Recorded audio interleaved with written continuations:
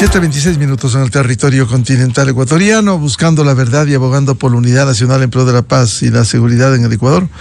Queremos dar la bienvenida a los siguientes invitados de la revista de Opinión Democracia.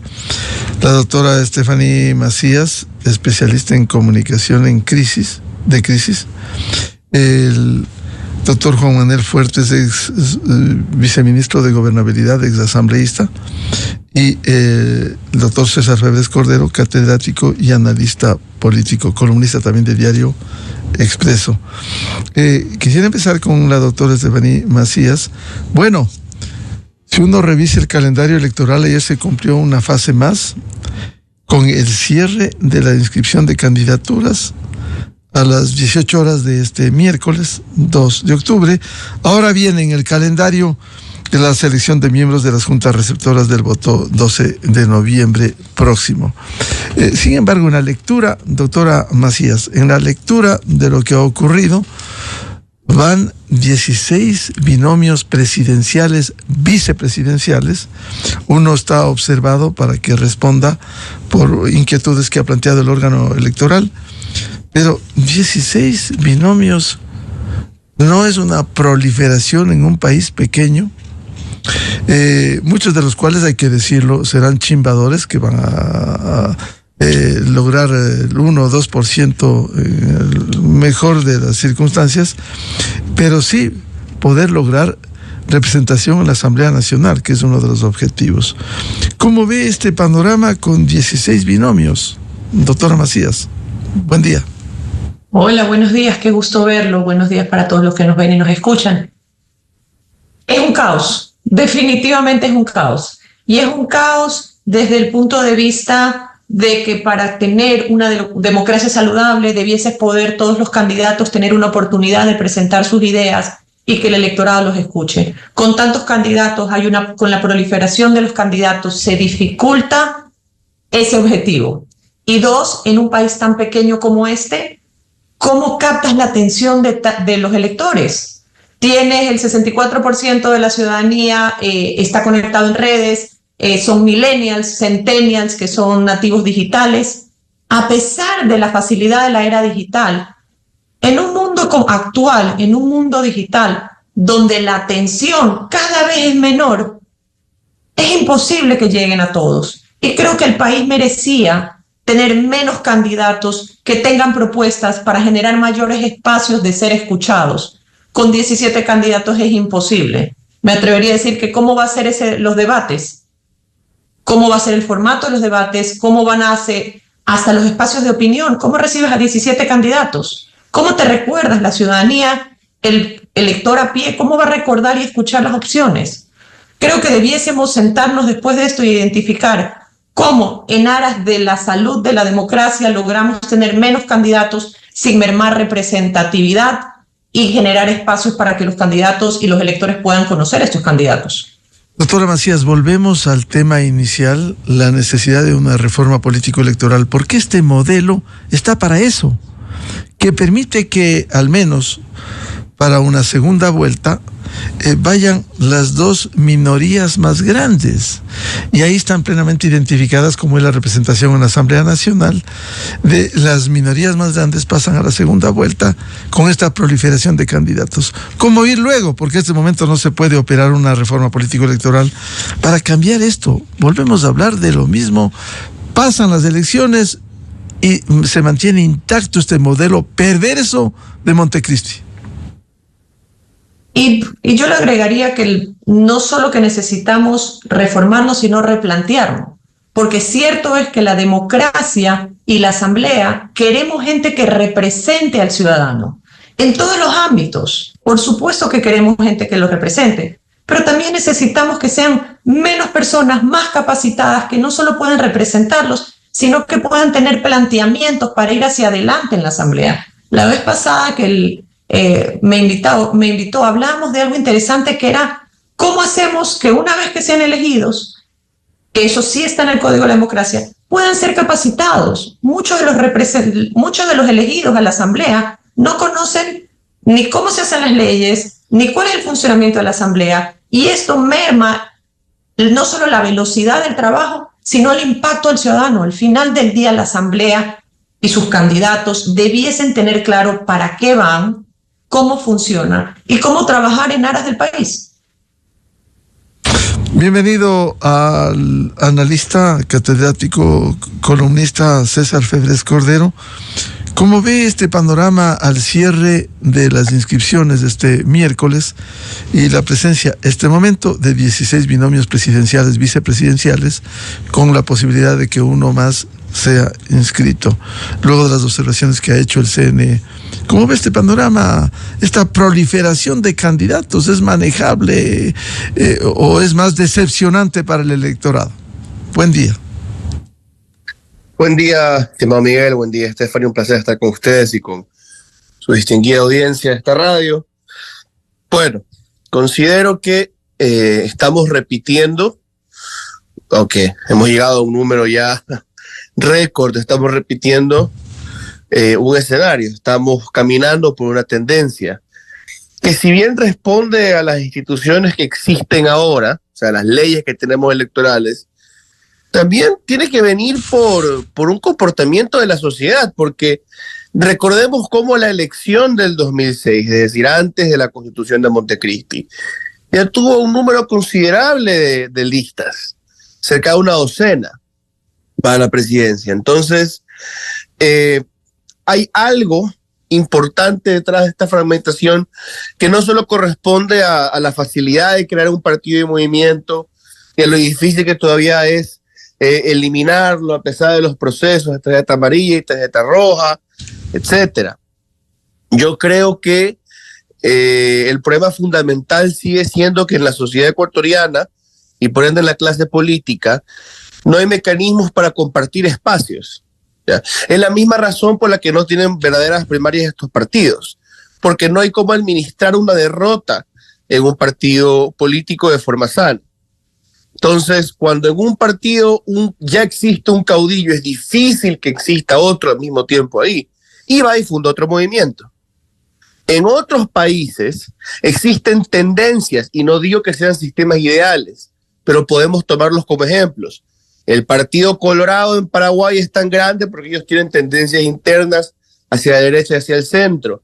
Prácticamente todos los partidos políticos de Chile tienen tendencias internas con nombres y con agendas claras.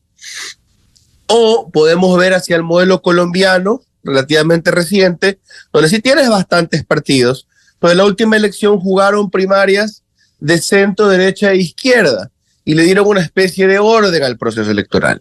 Eso no lo podemos hacer en Ecuador porque en parte ya cargamos con toda una historia de cultura vertical. Aquí hay un patrón, 3 capataces y el resto tiene que seguir las órdenes. Y eso lo vemos de la empresa al colegio, a los partidos.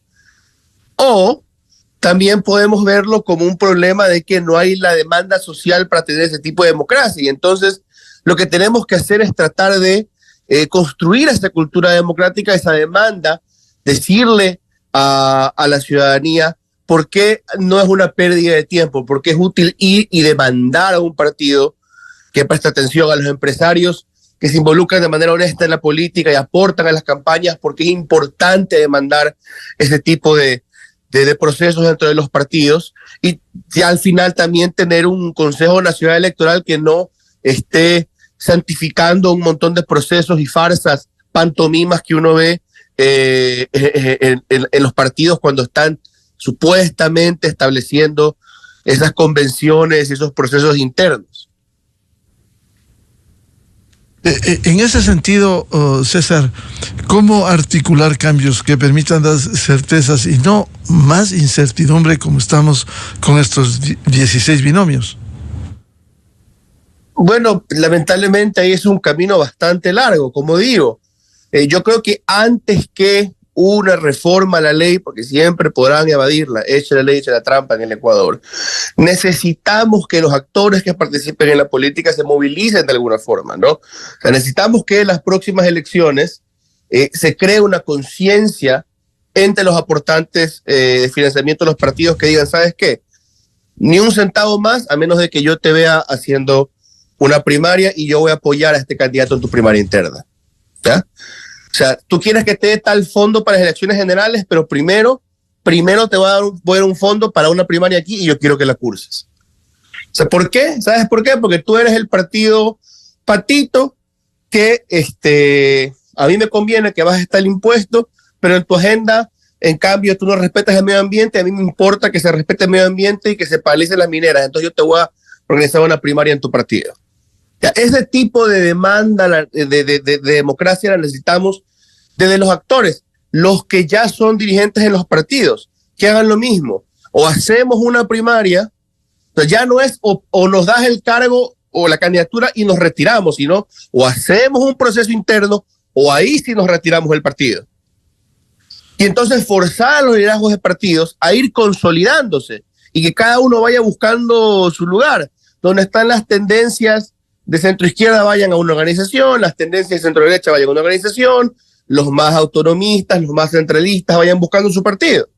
Que vaya teniendo una verdadera representación de un segmento de la sociedad, que ya es, digamos, a estas alturas de la historia un poco difícil conseguir eso. La tendencia de los partidos del mundo es políticos profesionales que van ellos midiendo hacia dónde pueden cambiar su agenda para captar un espacio de la sociedad, como un mercado, pero sigue habiendo una representación social ahí. Aquí en el Ecuador hay mucho menos de representación, es muy limitado, yo diría que hasta cierto punto lo hace como es un partido étnico Pachacutic, pero de ahí no hay una relación clara entre quién es el votante y el partido, ¿no? Y eso, como lo digo, podemos explorar y es importante 1000 leyes, pero lo que necesitamos es una demanda que nazca de los actores políticos, de los dirigentes, de los aportantes, y por ahí puedes cambiar el sistema de partidos.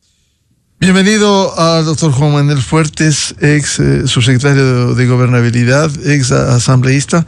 ¿Cómo ve este panorama electoral al cierre de las inscripciones para la presidencia y vicepresidencia de la República?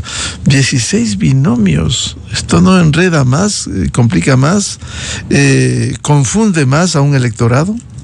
Buen día. Miguel, Estefan y César y a la audiencia, un buen día.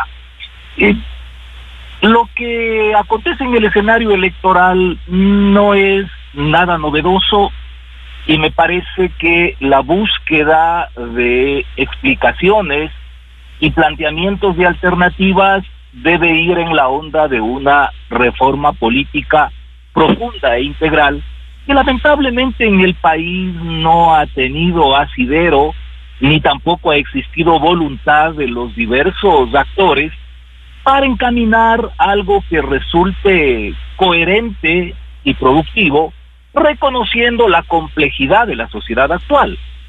Y sin duda alguna se parte de muchos mitos. Yo estoy efectuando un análisis y hay que tomar algún referente para determinar si efectivamente son muchos o son pocos los candidatos presidenciales que intervienen. Y revisando los datos históricos uno encuentra algunas sorpresas, Miguel. Se acusa mucho al sistema actual que propicia esta proliferación de candidaturas, pero resulta que en décadas pasadas, con la vigencia de otras constituciones, en donde incluso existía el monopolio de organizaciones nacionales para impulsar candidaturas en los diversos niveles, proporcionalmente en relación al número de habitantes del país y al número de empadronados, hemos tenido elecciones, como reitero, en décadas pasadas en donde ha habido más candidatos que los que están ahora. Yo diría que entonces hay algunos mitos en el análisis que se efectúa desde la percepción y no desde la verificación ponderada, objetiva, de los datos que arroja la historia. Pero de ninguna manera el hecho que antes se haya tenido proporcionalmente más candidatos sustenta que esto no debería preocuparnos con lo que acontece actualmente. Y lo cierto es que el país requiere de una reforma política integral y coherente, porque no pueden las reglas electorales estar desalineadas de las reglas del sistema de organizaciones políticas, y el sistema de partidos políticos tampoco puede estar colgado en relación al resto de la institucionalidad democrática del país. Y en este orden de cosas, incluso, no creo que se deba tenerle miedo a hacer un análisis respecto de si le conviene al país continuar con el sistema de gobierno que actualmente mantenemos. Es decir, está demostrado que el presidencialismo no alienta la formación y la consolidación de organizaciones políticas serias, y en la democracia representativa los partidos políticos no solo son necesarios, son inevitables, de tal manera que si dentro de esa reforma política, en primer lugar, no se establecen los objetivos que le den coherencia a todos los cambios que se requieren, es decir, ¿a qué se le apuesta? ¿A mayor representatividad o a mayor gobernabilidad? Y si es que no hay esa coherencia, va a ser muy difícil que efectivamente podamos tener cambios sustanciales. Y en este orden de cosas, reitero, incluso creo que hay que ser disruptivos y entrar a discutir si el sistema de gobierno que tiene el país continúa siendo conveniente para fortalecer una democracia, o si, por ejemplo, es necesario ponernos a discutir la posibilidad de ir a un semiparlamentarismo, por lo menos, de tal manera que de a poco vayamos trascendiendo de lo meramente descriptivo, es decir, de lo que son las organizaciones políticas, hacia lo prescriptivo, o sea, al deber ser de los partidos políticos. Pero mientras continuemos exclusivamente desde la superficialidad y desde la parcela en el análisis, va a ser muy complicado, porque definitivamente lo que vemos en la trayectoria histórica es que el sistema de partidos políticos en el país ha venido degradándose, y en consecuencia la democracia también sufre una erosión que no tiene que ver únicamente con el desprestigio de la política, sino que en general la vida de los habitantes del país no tiene una perspectiva de mejorar sustancialmente, porque ni la gestión política ni la gestión de gobierno están a la altura de los desafíos que demanda el presente y mucho más de los retos que tenemos hacia el futuro. Doctor Juan Manuel Fuertes, es verdad que una democracia se nutre de los partidos políticos, pero auténticos, verdaderos partidos políticos que aquí fueron desbaratados con todas las fallas que tenían. Hoy lo que hay son empresas electoreras. Podemos seguir viviendo en esas condiciones y no con fundamentos, con algo de ideología, con programas de gobierno. Hoy no se habla de eso, se habla de demagogia con populismo rampante. ¿Cómo corregir eso?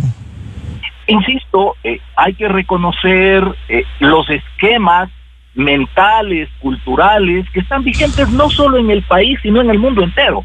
César hacía referencia a esta modalidad de organizaciones políticas que están en boga en el mundo entero, que son los partidos electorales profesionales, que de alguna manera también están vinculados con los partidos red o escoba que se denominan, en donde el tema de las ideas, de la doctrina o de los programas queda en un segundo plano, y lo que interesa fundamentalmente es el rendimiento electoral. Incluso en el aspecto doctrinario sobre lo que tiene que ver con las organizaciones políticas, por ejemplo, es muy recurrente el coincidir por parte de los analistas con las reflexiones que hizo Sartori, que es uno de los referentes en politología, y él en definitiva lo que define como organización política es a todo aquel movimiento o partido que jurídicamente está habilitado para promocionar candidatos para los diversos espacios del poder público. En otras palabras, membretes jurídicos que impulsan candidaturas. Pero claro, si nos quedamos exclusivamente anclados en lo que es el partido político en el momento actual, de hecho que no vamos a preocuparnos por superar estas deficiencias, estas limitaciones, de tal manera que yo reitero, creo que es conveniente plantearse el deber ser, qué es lo que debería ser. Y esto sin lugar a dudas entraña la necesidad de una reforma política integral y coherente, porque lamentablemente también a título de reforma política, por la falta de un liderazgo transparente que desde la convicción democrática procure el debate y el consenso, no en favor ni de un caudillo, líder o como quiera denominárselo, o de un proyecto político en particular, sino de lo que requiere la democracia y el país, lo que terminamos es regularmente incorporando pedacitos de algunas propuestas que no necesariamente son coherentes, y de esa manera llegamos a este gato pardismo a veces, en el que supuestamente cambiando todo, no se cambia nada. Entonces, puntualmente, sí, la idea es trascender de esta realidad que resulta insoportable para efectos de lo que debería ser la democracia. Sí necesitamos poder, desde un liderazgo legítimo y transparente, promover un debate serio que nos permita, con todas las dificultades del caso, llegar a un mediano consenso respecto de una reforma política profunda e integral. Vuelvo con la doctora Stephanie Macías. ¿Cómo articular al menos cambios que permitan dar certezas en el tema político y no seguir en esta suerte de incertidumbre como la que vivimos hoy?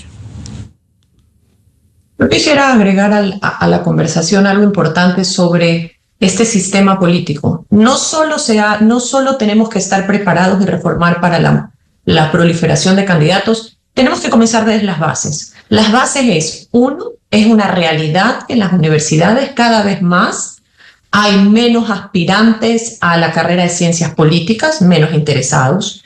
Y en un mundo perfecto, en los sistemas políticos y en los partidos en otros países del mundo, los partidos también son responsables de la formación de los nuevos líderes. ¿Por qué? Porque no solo tienes que estar listo para ser elegido, tienes que tener un abanico de opciones y profesionales una vez que eres elegido para gobernar.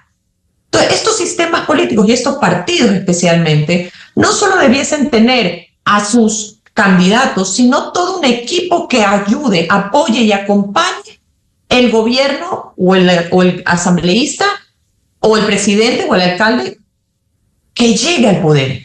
Entonces volvamos a hablar no solo de la reforma, sino de cómo hacemos para que desde las bases los jóvenes aspirantes puedan estar capacitados y se construya un sistema partidista donde los partidos también tengan, como dirían, este semillero de gente capacitada y profesional. Porque ¿qué es lo que está pasando? Si obviamos la proliferación de candidatos, llegas a la segunda vuelta, eres elegido, y nos ha pasado en múltiples ocasiones en las cuales conversamos que llega el candidato a ser presidente y no tiene un equipo de gobierno. No tiene gente, no es que no tenga gente preparada, no tiene gente que lo acompañe en esta visión de país. Y les toca comenzar a ver quién pudiese aceptar, quién no pudiese aceptar. De nuevo, volvamos a lo mismo. Para fortalecer la democracia necesitamos partidos no solo robustos, sino gente preparada. Y eso debiese ser un rol importante de los partidos como sistema, capacitar a su gente. Doctora Macías, esa capacitación de la que usted invoca, recuerdo que en el pasado había a los legisladores que llegaban, recuerdo en otra época el Instituto de Altos Estudios Nacionales, sin embargo hoy no hay ningún ejercicio de capacitación. Entonces, ¿qué eficacia puede exigir la democracia a ese tipo de legisladores, en este caso, que se integran a la Asamblea Nacional? Ninguna. Creo que lastimosamente, hasta cuando vas a la empresa privada, desde lo grande a lo chico, desde el panadero que entra hasta el que entra a la multinacional, todos pasan por una especie de capacitación los primeros meses para entender cómo funciona y cómo ser más eficiente. Y en esto creo que es importante volver a las escuelas gubernamentales donde se puedan enseñar cuáles son los objetivos, dónde llegar. Ojo, abro paréntesis. Algunos partidos políticos, una vez que ya son elegidos, hacen una especie como rueda de trabajo donde van explicando las leyes que quieren presentar, cómo lo quieren hacer. Pero lo que estamos hablando aquí es que cada partido tenga su propia escuela de gobernabilidad, de comunicación, cómo capacitar y fomentar a estos nuevos líderes para que sean unos líderes completos y robustos, que puedan hacer un buen trabajo, no importa dónde los coloques, llámese en el gobierno, llámese en la asamblea, en los gobiernos seccionales, en los gobiernos locales.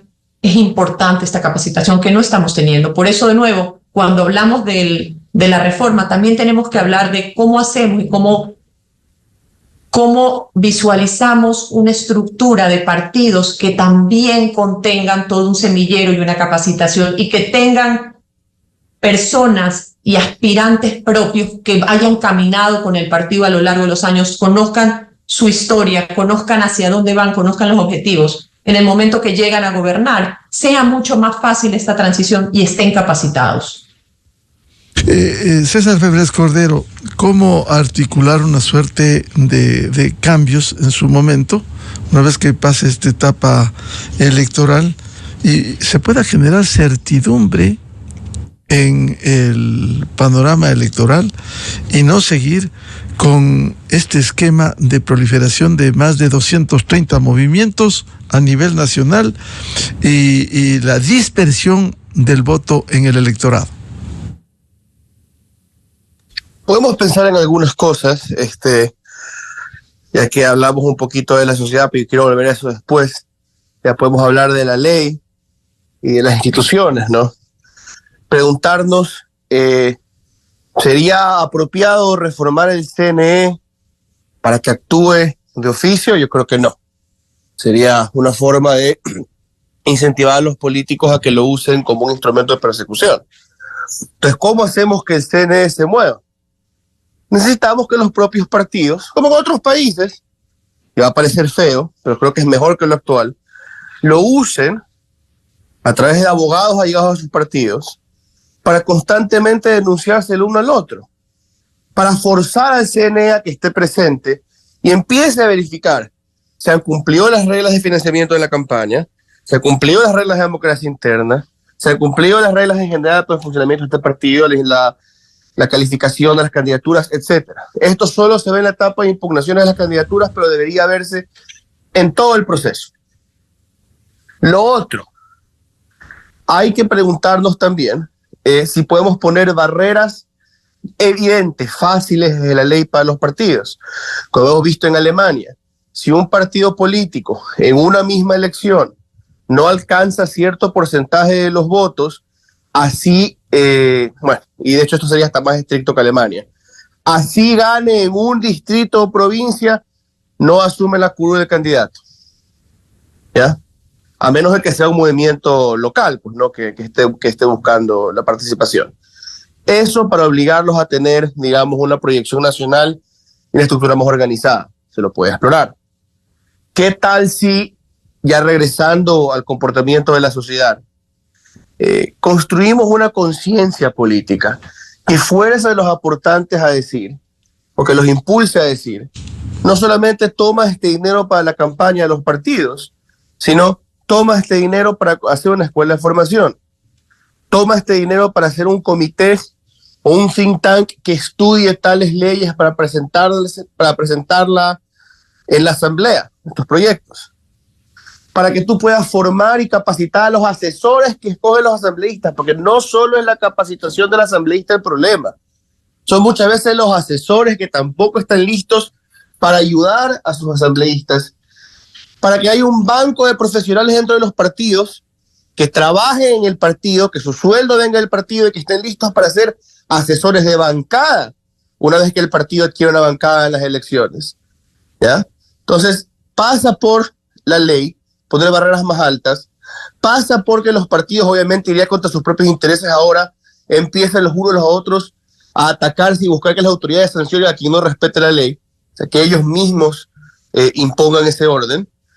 De nuevo, habría que hacer un cambio de liderazgo de los partidos para eso, y pasa porque los aportantes de los dineros para las campañas, sobre todo si es que vamos a eliminar el fondo partidista, demanden otra cosa. Digan, yo no solamente voy a dar plata para que tú pintes paredes y pongas spots en YouTube, te voy a dar plata para que construyas un partido como yo lo quisiera ver.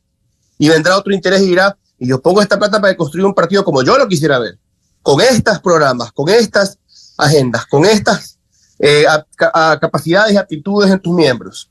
Yo creo que ahí también tenemos que marchar, pero hay un total desinterés en este país por la formación en general, no quiero decir total, pero fuerte desinterés, y eso también se reproduce en la política. Si es que no se da esto, ¿cuál es el panorama? ¿Vamos a seguir en lo mismo o peor con esta proliferación de candidatos sin capacitación en las mismas condiciones políticas, César? Así es, así es. Y de hecho sistemas aparentemente sólidos todo el tiempo se deshacen. Regresemos al caso de Chile. Lo tomaba como un buen ejemplo, pero la izquierda institucional chilena está colapsando. La derecha institucional está siendo reemplazada por un partido populista. Surgió en un momento un partido populista de centro que, bueno, se fue apagando. Tenemos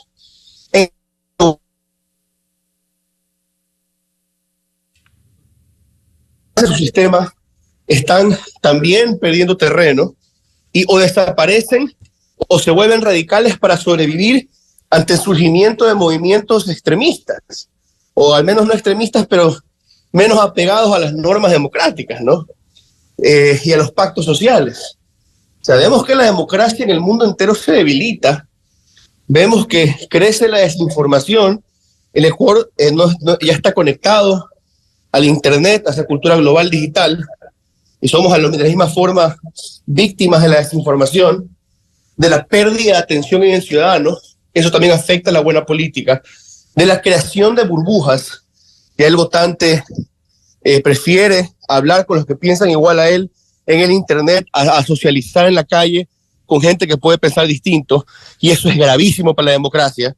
Entonces sí, no me gusta terminar en notas grises, tristes, pero hay razones de sobra para ser pesimistas, y por ende, si hay razones de sobra para ser pesimistas, hay razones de sobra para emprender un mayor esfuerzo por darle algo más de forma, de fuerza a la democracia ecuatoriana. Doctor Juan Manuel Fuertes, por lo que señala César Febres Cordero, en medio de este pesimismo del panorama político, ¿estamos atrapados a un sistema del cual resulta difícil salir? Lo que han indicado Estefan y César, con un testimonio histórico y actualizado de lo que personalmente he tenido que vivir. Yo fui presidente nacional de la Democracia Popular y de la Unión Demócrata Cristiana. Y como parte de nuestras convicciones, además que me especialicé en planeación estratégica de partidos políticos modernos, siempre le dimos mucho énfasis a la capacitación de la militancia y a la formación de los cuadros. Pero Miguel, resulta que en algún momento yo tenía objeciones por parte de algunos sectores del partido respecto de invertir recursos en formación política, porque el cuestionamiento era ¿por qué inviertes en formación política si necesitamos afiches para las elecciones? Y finalmente nosotros capacitamos a cuadros y les presentamos en las elecciones, pero la gente no vota por la capacidad de ellos para poder ejercer el gobierno, sino porque sean atractivos electoralmente y punto. Lamentablemente, en el mundo actual, las elecciones no son un escogitamiento de los mejores.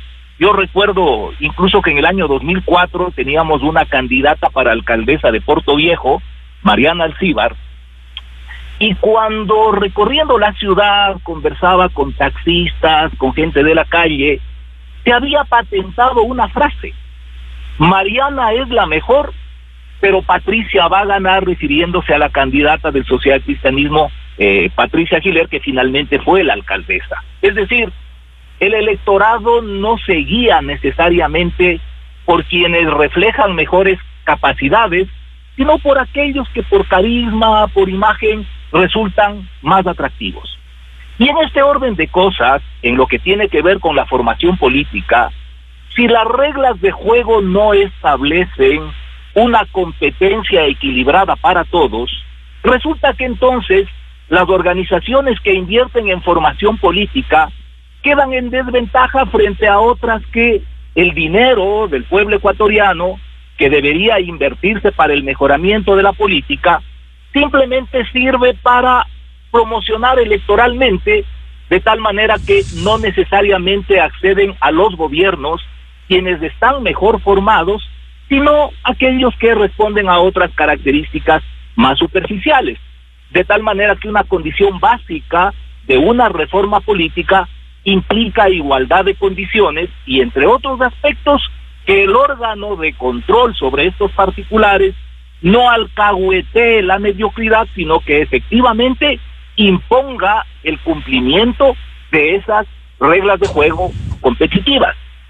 Otro aspecto que señalaba Stephanie es respecto de lo que acontece con la juventud actual.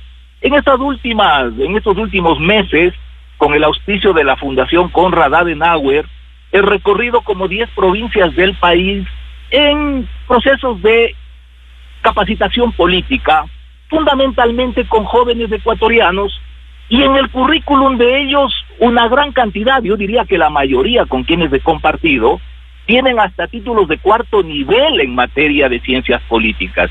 Pero hay que decirlo con pena, pero con realismo, Miguel, haciendo una pedagogía interactiva, lo que se puede desprender es que el conocimiento en materia de democracia, de política, por parte de estos jóvenes que han estudiado ciencias políticas, es muy precario.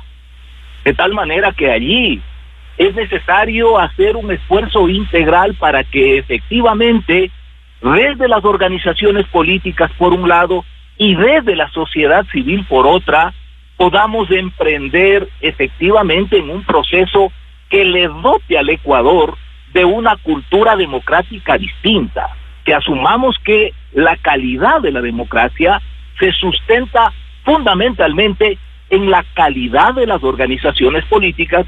Y sobre este particular hay mucha decepción, porque en la experiencia personal, en diversos momentos yo trasladé, por ejemplo, a Mauricio Rodas, a César Montúfar, a Guillermo Lazo, la idea y la metodología de ir a una planificación como organizaciones políticas modernas, pero nadie, incluso César Montúfar, que es un académico de la política, le pararon son a estas ideas de mejorar las organizaciones políticas. De tal manera que respecto de este panorama poco optimista, o más bien claramente pesimista que plantea César, sin lugar a dudas que hay sustento para no tener optimismo, porque en la medida que continuemos con esta misma cultura, que no tiene que ver únicamente con las reglas de juego, sino con la mentalidad prevaleciente entre políticos y entre ciudadanos, va a ser muy difícil que podamos dar saltos cuantitativos para mejorar al sistema y a través del sistema político mejorable al país. Doctora Stephanie Macías, a propósito de lo que señala el doctor Juan Manuel Fuertes, daría la impresión de que los actores políticos se acomodan al modelo del que se han beneficiado, por un lado. Y por otro, ¿cómo exigir a los candidatos que respondan no a los qué, preguntas abiertas, sino a los cómo piensan solucionar acuciantes problemas de hoy? La crisis eléctrica, el problema de la matriz energética, el problema de la ética en la política, es decir, problemas de fondo que además, en medio de esta crisis, ¿cómo piensan afrontar esta realidad y no ofrecer cualquier cosa como se acostumbran en campaña? Yo creo que es un reto. Es un reto porque necesitamos también generar espacios de comunicación donde se puedan debatir estos temas y que ellos estén preparados. Si nos ponemos a ver desde un punto de vista muy pragmático, ese único espacio que tenemos hoy bajo la ley es el debate. pero para llegar al debate hay toda una preparación y hay una estrategia de posicionamiento de mensajes que imposibilita a la ciudadanía conocer esos famosos cómo. Y como decía César en algún momento, el hecho que cada vez más la ciudadanía esté acostumbrada a tener menos atención y más dinámica en lo que le llaman el scroll, que es el seguir moviendo hacia arriba e ir leyendo los diferentes solo titulares, es difícil generar contenido y generar un debate en el tema. En un mundo cada vez más conectado, los políticos están aprendiendo la importancia de estar disponibles en tiempo real para responder preguntas, comentarios de sus seguidores. Tal vez la manera que se pudiese hacer es a través de estas conexiones donde los ciudadanos preguntaran.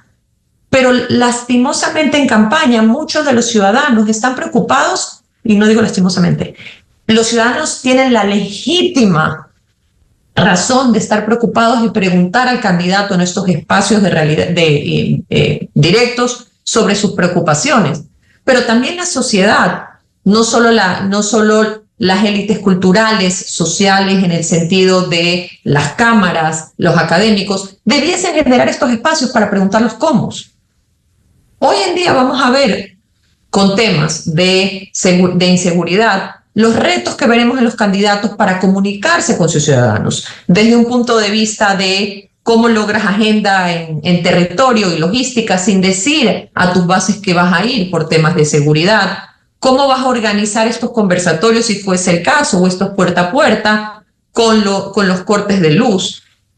Hoy vamos a ver, con todo el contexto nacional que estamos viviendo, tal vez menos profundidad, porque vas a tener mucho menos tiempo de contacto.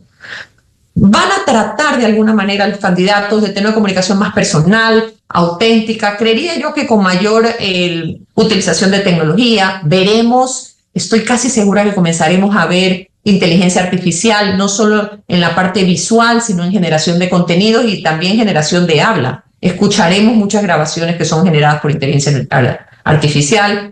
Creo que veremos mucho más en vivos con los candidatos conectándose. Recordemos algo interesante, solo para un abrebocas, lo que se nos viene en la campaña. 64% de los electores están conformados por millennials, que han volcado su actividad diaria a los entornos digitales. Y tienes los centennials, que son nativos digitales, que usan Internet para su día a día como una forma de vida.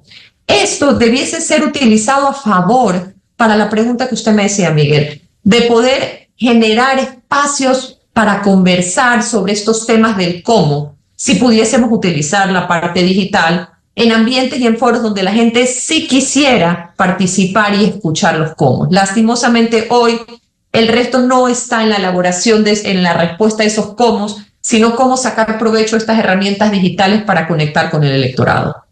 El problema, doctora Macías, es que si hay poco interés en la solución de los problemas, al elector le importa poco, decepcionado de esta práctica política, le importa poco que no sea concurrir a las urnas, será el domingo 9 de febrero próximo, y buscar el certificado porque el voto es obligatorio. No hay interés, de lo cual también es una irresponsabilidad del electorado.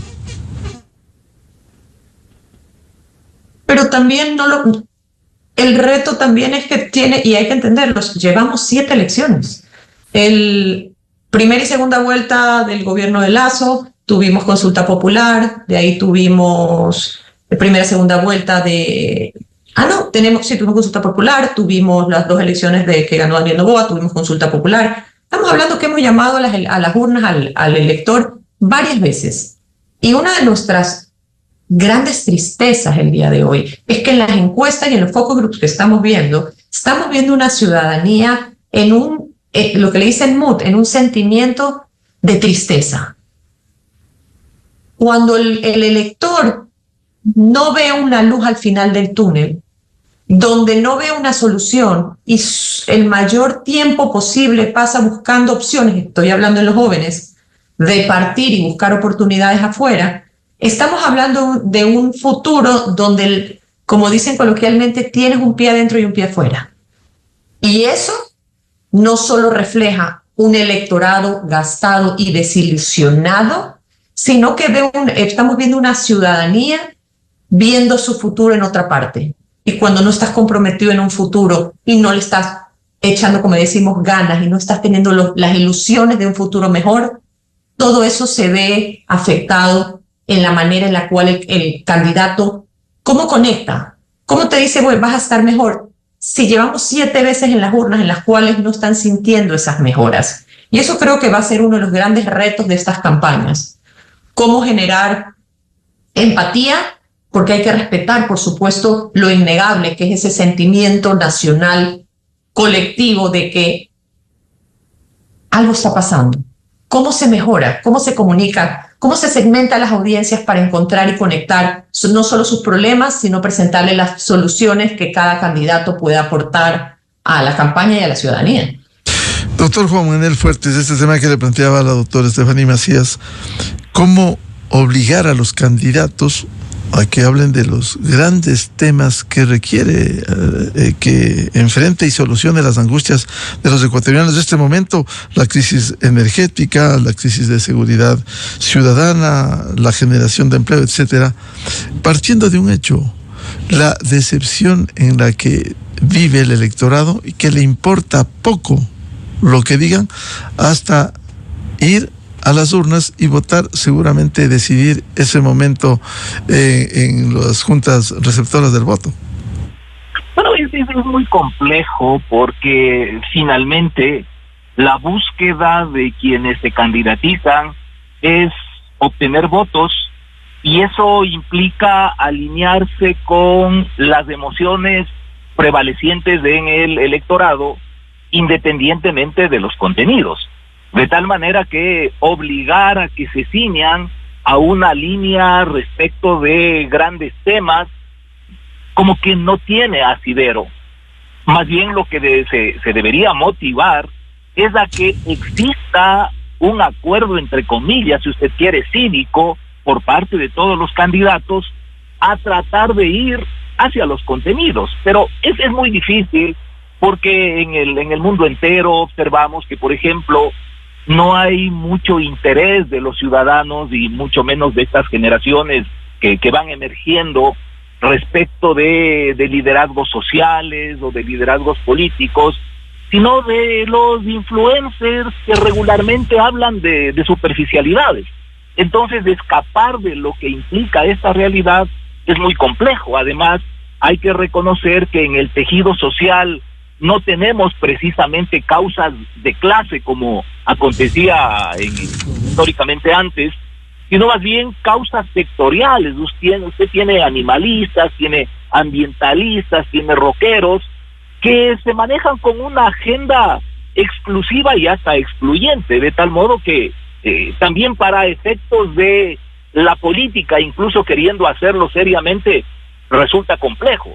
Pero lo dramático es que no hay una preocupación por conciliar los contenidos con la comunicación. Y por otro lado, en la perspectiva de lo que implica gobierno o oposición, y no solo refiriéndose al último gobierno, sino a todos los gobiernos, los actores que compiten se preocupan sustancialmente de tratar de ubicar culpables, pero no paralelamente de plantear alternativas que sean eficaces y eficientes. Yo creo que esto, más allá de simplemente seguir lo que puede ser el clima social o las corrientes de moda respecto de temas coyunturales, debería ser materia de un compromiso mucho más profundo entre actores sociales, entre actores políticos, pero realmente es complejo. O sea, si es que no tenemos un sistema de organizaciones políticas en donde los interlocutores no sean únicamente actores coyunturales que de pronto aparecen en una elección y después no los volvemos a ver, sino las organizaciones políticas permanentes a través de su dirigencia, va a ser muy complicado que efectivamente logremos tener y sacar adelante para el debate, para la propuesta, una agenda nacional que se preocupe de los grandes temas como los que a título de ejemplo usted ha señalado y que hasta resultan obvios por lo permanentemente actuales, y hasta angustiantes que resultan, como el tema de la inseguridad y de esta crisis eléctrica. Doctor Fuertes, pero los mismos actores políticos tendrán voluntad política para este cambio, porque daría la impresión de que están acomodados a este sistema perverso.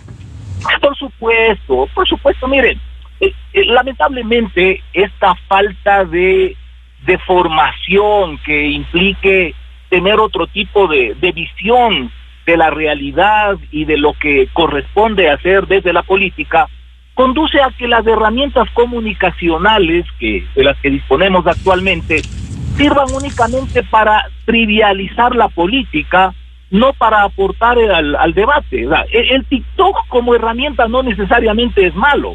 Lo lamentable es que sirva únicamente para lo bizantino, para la futileza, para el sarcasmo, para la burla, y no para tratar de, con habilidad comunicacional, ir planteando temas que son trascendentales para el país y que en consecuencia la política, aprovechando de estas herramientas comunicacionales, también logre penetrar de a poco en esta mentalidad individualista, sectorial que tienen especialmente las nuevas generaciones, y a partir de eso alcanzar un mínimo de conciencia nacional. Bien, muchas gracias a los participantes, a la doctora Stephanie Macías, especialista en comunicación de crisis, el doctor Juan Manuel Fuertes, ex legislador, ex subsecretario de Gobernabilidad, y César Febres Cordero, columnista, analista político y catedrático, para abordar esto que continuaremos haciéndolo. Ojalá se haga conciencia en el Ecuador del cambio de este modelo político. Muy amables, Estefanía, Juan Manuel y César. Gracias. Buenos días, gracias.